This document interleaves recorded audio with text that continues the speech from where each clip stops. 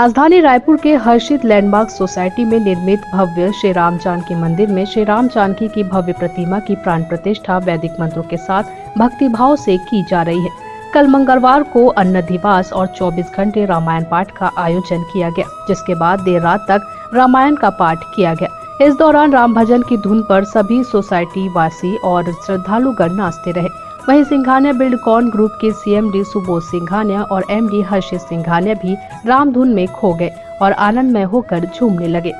Singhania Buildcon के prime project हर्षित landmark में 300 से अधिक परिवार निवास कर रहे हैं। मंदिर का निर्माण सिंघानिया बिल्डकॉन परिवार ने कराया है, जिसमें श्री राम और जानकी की बहुत सुंदर मूर्ति विराजित है। हर्षित लैंडमार्क परिसर में निर्मित भव्य राम जानकी मंदिर में आज सहस्त्रार्चन प्राण प्रतिष्ठा अभिषेक कार्यक्रम का अंतिम दिन है, जो सुबह 10 बजे से शुरू हो चुका है और दोपहर 2 बजे से दिव्य प्रसाद भंडारा का कार्यक्रम रहेगा। आप भी इस धार्मिक कार्यक्रम में शामिल हो सकते हैं।